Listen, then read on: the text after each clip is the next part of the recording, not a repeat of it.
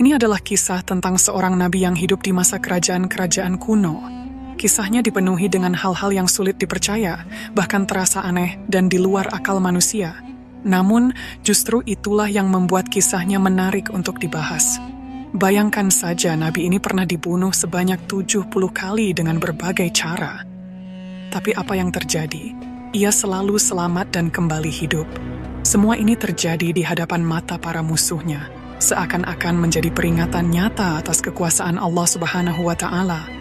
Maka dari itu, di video kali ini, kita akan membahas kisah luar biasa tentang seorang nabi yang jarang dibicarakan.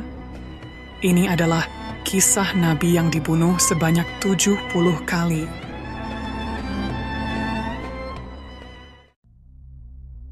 Kisah ini diangkat dari riwayat Imam At-Tabari. Namun ada perbedaan pendapat di kalangan ulama mengenai sosok beliau. Sebagian mengatakan bahwa beliau adalah seorang nabi, sementara yang lain berpendapat bahwa beliau adalah seorang wali Allah yang diberi karomah luar biasa, bahkan setara dengan mukjizat para nabi. Kisah kali ini akan membahas tentang sosok luar biasa bernama Jirjis, yang lebih dikenal dengan sebutan Nabi Jirjis. Diperkirakan, beliau hidup di sekitar abad ketiga atau keempat Masehi, di antara masa Nabi Isa alaihi salam dan Nabi Muhammad shallallahu alaihi wasallam. Nama Jirjis sendiri, jika diterjemahkan dalam bahasa baratnya menjadi George, nasab beliau adalah Jirjis bin Kulthin, dan berdasarkan catatan sejarah, Nabi Jirjis diyakini berasal dari wilayah Syam, sebuah wilayah yang dikenal sebagai pusat peradaban kuno, sekaligus tempat tinggal banyak nabi dan rasul. Wilayah ini juga menjadi pusat penyembahan berhala pada masa itu. Nabi Jirjis diutus kepada sebuah kaum yang terjebak dalam penyembahan berhala. Namun, uniknya, mereka menyembah berhala bukan karena kepercayaan mereka sendiri, melainkan karena ancaman seorang raja zalim bernama Darian. Raja Darian dikenal kejam dan penuh tipu daya. Ia membuat 70 patung berhala yang ditempatkan di istananya, lalu memaksa rakyatnya untuk menyembah patung-patung itu. Siapapun yang berani menolak akan menghadapi hukuman yang mengerikan. Di depan istana, sang raja mempersiapkan sebuah lubang besar. Lubang ini diisi dengan kayu-kayu yang dibakar hingga menjadi bara api yang menyala-nyala. Rakyat yang menolak menyembah berhala akan dilempar hidup-hidup ke dalam lubang api tersebut. Kekejaman ini membuat rakyat hidup dalam ketakutan, terpaksa tunduk pada perintah raja demi menyelamatkan nyawa mereka. Raja Darian memaksakan aturan yang kejam kepada rakyatnya. Siapapun yang menolak untuk menyembah berhala akan dijatuhi hukuman mati tanpa ampun. Hukuman itu bisa berupa dilempar ke dalam lubang bara api atau disiksa dengan cara-cara yang keji lainnya. Dari 70 patung berhala yang dibuat oleh Raja Darian, ada satu yang paling besar dan dianggap paling suci oleh mereka. Berhala itu diberi nama Evalon, yang menjadi simbol kekuasaan dan keangkuhan sang raja. Dikatakan bahwa Raja Darian telah membantai hingga 34.000 orang yang menolak tunduk pada perintahnya. Jumlah korban terus bertambah dari hari ke hari, dan kekejaman sang raja semakin tak terbendung. Melihat penderitaan ini, Allah Subhanahu wa Ta'ala akhirnya mengutus seorang nabi atau wali untuk memberi peringatan kepada Raja Darian dan menyadarkan kaum yang tertindas tersebut. Suatu hari, Nabi Jirjis berani menghadap Raja Darian yang zalim. Dengan nada yang lembut namun tegas, beliau berkata, "Wahai Darian, mengapa engkau menyembah patung-patung berhala itu? Mereka tidak bisa mendengar, apalagi melihat. Bahkan mereka tidak mampu menolong dirimu, apalagi orang lain." Raja Darian yang merasa superior hanya tersenyum sinis dan menjawab, "Semua yang aku miliki, harta, tahta, dan kemegahan kerajaan ini, aku dapatkan karena aku menyembah berhala-berhala ini. Lihat dirimu, hidupmu tidak ada kemewahan seperti yang aku miliki. Tidak ada kesenangan atau kekuasaan yang datang dari Tuhan yang engkau sembah." Nabi Jirjis pun melanjutkan nasihatnya, "Wahai Darian, semua kenikmatan dan kesenangan dunia ini tidak akan abadi. Ketika kita meninggal, semuanya akan hilang. Tetapi nikmat yang Allah Subhanahu wa Ta'ala anugerahkan kepada hambanya di akhirat, itu akan kekal selamanya.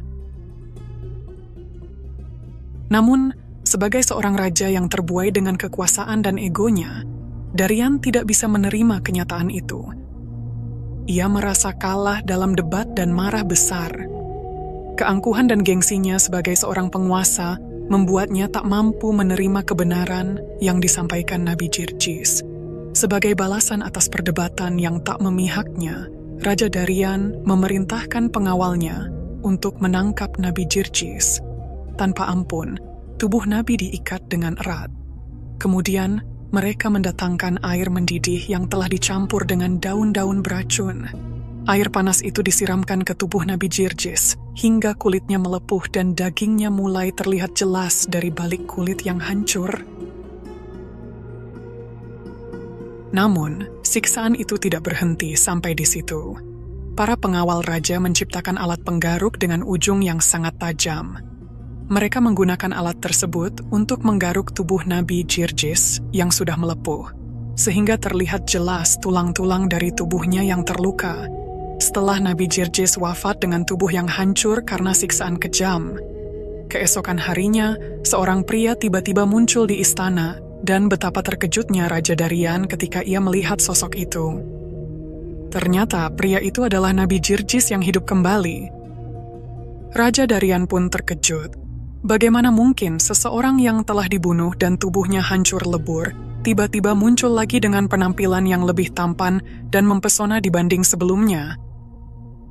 Nabi Jirjis pun datang dengan penuh keberanian dan berteriak lantang kepada Raja Daryan. Bingung dan marah, Raja Daryan tak bisa menerima kenyataan itu.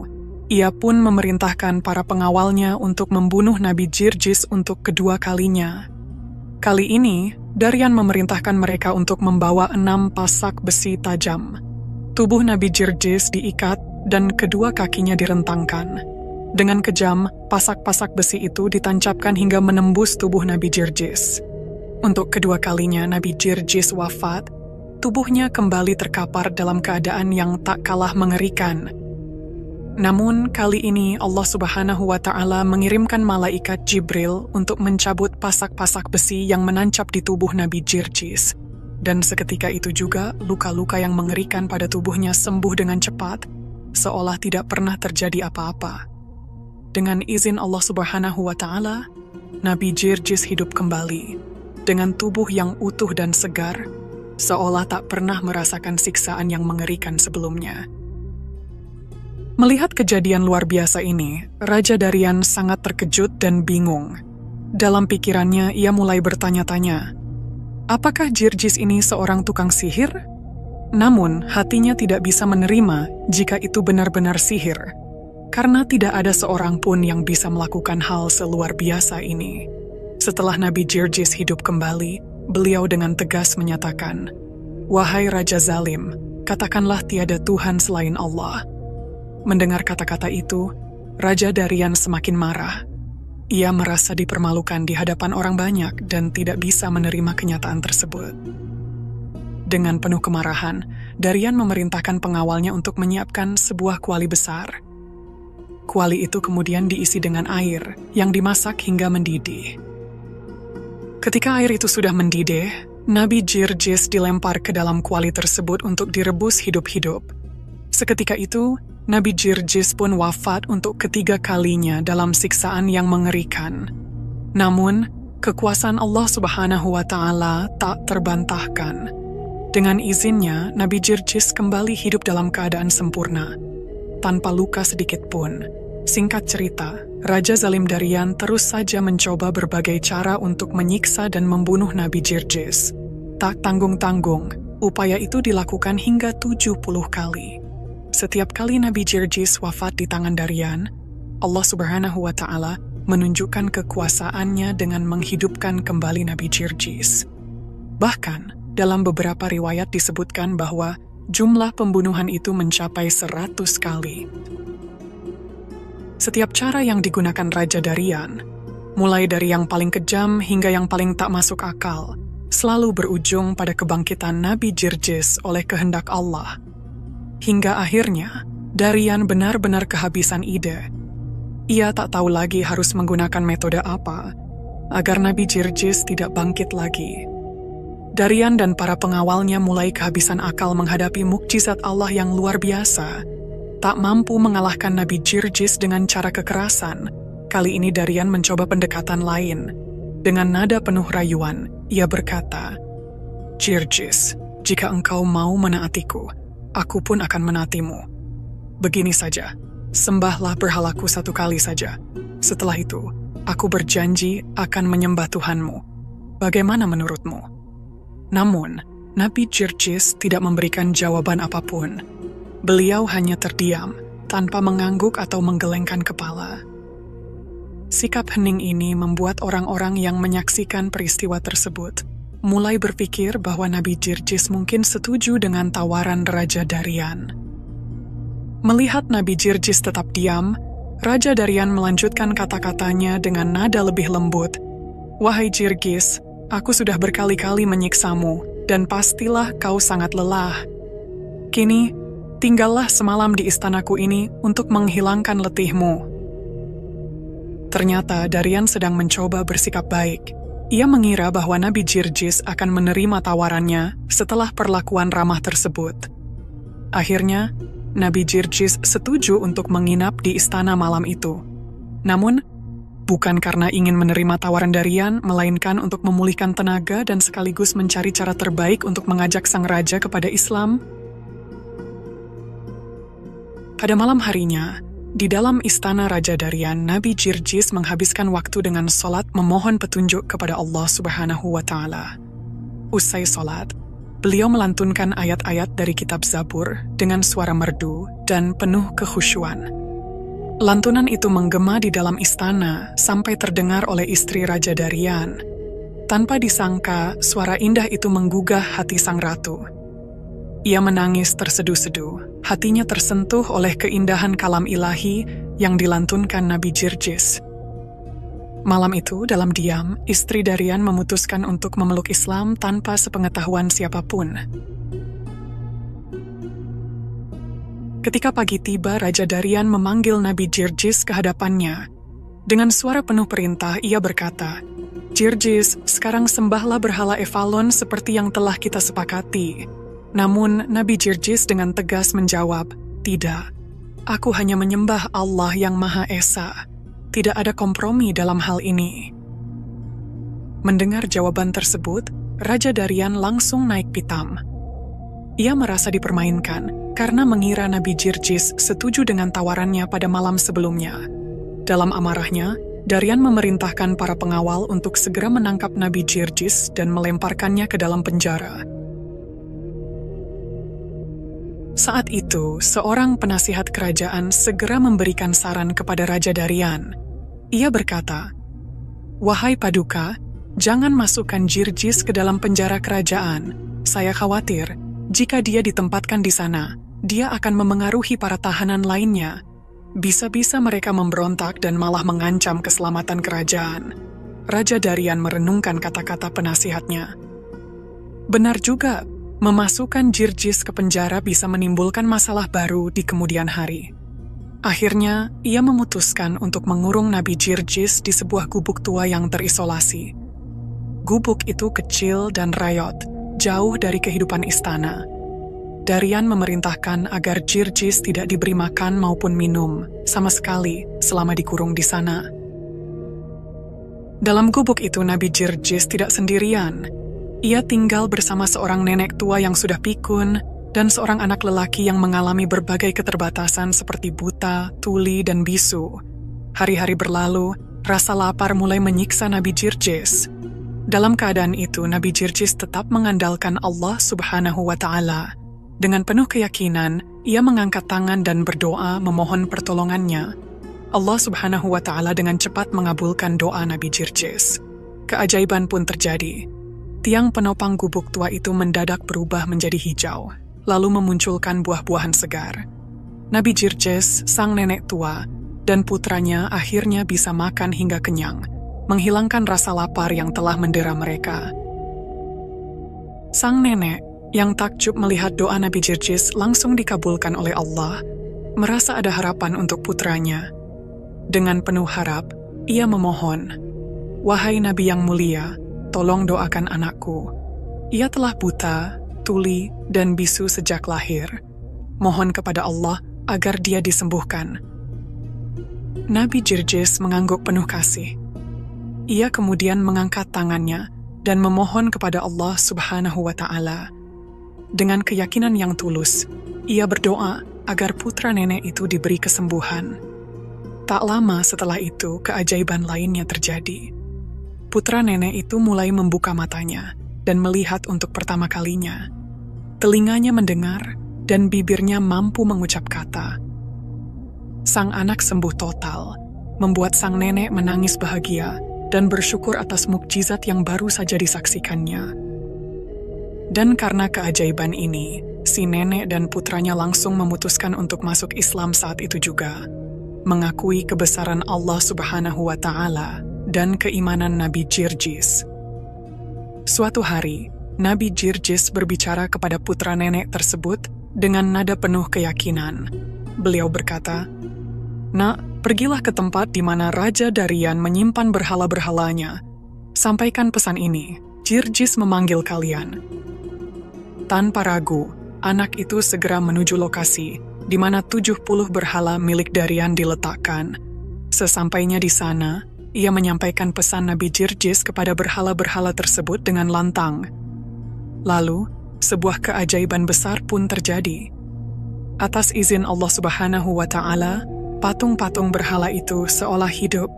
Mereka mencabut diri dari tempatnya dan mulai bergerak dan berjalan. Ternyata, peristiwa ini disaksikan secara diam-diam oleh istri Raja Darian. Penuh rasa penasaran dan takjub, ia mengikuti dari kejauhan untuk melihat kemana berhala-berhala itu pergi. Ketika 70 patung berhala itu tiba di depan gubuk tempat Nabi Jirjis di penjara, Nabi Jirjis menghentakkan kakinya ke tanah dan seketika itu tanah terbelah menjadi dua. Dengan izin Allah Subhanahu wa Ta'ala, semua berhala tersebut terjatuh ke dalam celah tanah yang terbuka. Tak lama kemudian, tanah pun menutup kembali, menghilangkan seluruh berhala yang selama ini diagung-agungkan oleh Raja Darian. Kabar tentang kejadian ini segera sampai ke telinga Raja Darian, membuatnya sangat marah. Dengan penuh amarah, ia memerintahkan agar Nabi Jirjis segera dibawa ke hadapannya. Ketika Nabi Jirjis berdiri di hadapan Raja Darian, banyak penduduk kerajaan berkumpul untuk menyaksikan apa yang akan terjadi. Namun, sebelum Darian sempat mengucapkan sepatah kata pun, istrinya tiba-tiba maju ke depan. Dengan suara tegas dan penuh keberanian, istri Darian berkata kepada seluruh penduduk, "Wahai rakyatku, selamatkanlah jiwa kalian. Segeralah masuk Islam, karena Jirjis adalah nabi yang diutus oleh Tuhan untuk membimbing kita." Mendengar ucapan istrinya, amarah Darian semakin memuncak. Ia tidak hanya marah kepada Jirjis, tetapi kini juga kepada istrinya. Raja Darian menatap istrinya dengan penuh amarah dan berkata, "Wahai istriku, selama 70 tahun aku telah menyaksikan banyak mukjizat dan keajaiban, tetapi tak sekalipun aku berpikir untuk masuk Islam. Namun, mengapa engkau dengan mudahnya memeluk Islam hanya karena melihat satu mukjizat saja?" Mendengar ucapan suaminya, sang istri menjawab dengan tegas, "Celakalah engkau, wahai suamiku. Ketidakpercayaanmu bukan karena kurangnya tanda-tanda kebenaran, tetapi karena kedurjanaan dan kezaliman yang memenuhi hatimu. Itulah nasib malangmu, sedangkan bagiku, ini adalah keberuntungan besar yang diberikan oleh Allah Subhanahu wa Ta'ala." Jawaban itu membuat Darian semakin marah. Dalam amarahnya yang membara, ia memerintahkan para pengawalnya untuk membunuh istrinya dengan cara yang kejam. Tanpa belas kasihan, perintah itu dilaksanakan, dan sang istri raja pun wafat sebagai seorang syahidah, mempertahankan keimanannya kepada Allah Subhanahu wa Ta'ala. Pada suatu hari, Nabi Jirjis memanjatkan doa penuh keikhlasan kepada Allah Subhanahu wa Ta'ala. "Ya Allah Tuhanku, sudah 70 tahun aku menanggung siksaan dari kaum kafir. Kini usia hamba semakin lanjut dan tenaga hamba pun mulai habis. Anugerahkanlah hamba mati syahid di jalan-Mu." Tak lama setelah doa itu diucapkan, tiba-tiba sebuah api yang menyala turun dari langit, mengarah kepada pasukan kerajaan. Para prajurit yang melihatnya mengangkat pedang mereka dan segera membunuh Nabi Jirjis. Disinilah Nabi Jirjis wafat sebagai seorang syahid, sesuai dengan doa yang beliau panjatkan. Setelah kepergian Nabi Jirjis, peristiwa dahsyat terjadi. Raja Daryan pun mengalami kematian yang tragis. Kesombongan dan kezalimannya akhirnya membawa malapetaka bagi dirinya sendiri. Allah Subhanahu wa Ta'ala menurunkan azab kepada Raja Daryan. Disebutkan dalam beberapa riwayat bahwa tubuhnya diserang penyakit yang mengerikan, membuatnya menderita secara fisik dan mental. Raja Daryan juga kehilangan pengaruhnya. Rakyat yang selama ini dipaksa tunduk mulai memberontak. Kekayaan dan kemegahan kerajaannya perlahan hancur. Ia mati dalam keadaan hina, dikelilingi oleh kehancuran yang ia timbulkan sendiri. Jika kita melihat rentang waktu hidup Nabi Jirjis, beliau seharusnya diutus setelah Nabi Isa, namun sebelum Nabi Muhammad SAW. Hal ini menimbulkan pertanyaan, karena banyak ulama yang berpendapat bahwa selama sekitar 500 tahun setelah Nabi Isa diangkat ke langit, tidak ada nabi yang diutus sampai akhirnya datangnya Nabi Muhammad SAW. Lantas, mengapa kisah Nabi Jirjis ini tercatat dalam riwayat Imam At-Tabari? Ini bukan berarti Imam At-Tabari tidak memahami keabsahan suatu riwayat atau hanya sekadar menyampaikan kisah tanpa dasar. Justru sebaliknya, ini menunjukkan bahwa Imam At-Tabari memiliki metode tertentu dalam menyampaikan riwayat-riwayat yang ada. Dalam pendekatan ilmiahnya, beliau mencatat kisah-kisah berdasarkan sumber-sumber yang ada pada masa itu. Bahkan jika kisah tersebut berada dalam ranah yang lebih luas daripada pemahaman umum tentang periode kenabian. Imam At-Tabari menyajikan berbagai riwayat dalam kitabnya dan membiarkan para pembaca untuk menilai kebenarannya, baik dari perspektif ilmu hadis, akal sehat, maupun faktor-faktor lainnya. Jika memang Nabi Jirjis termasuk seorang nabi, tentu kita akan meyakininya.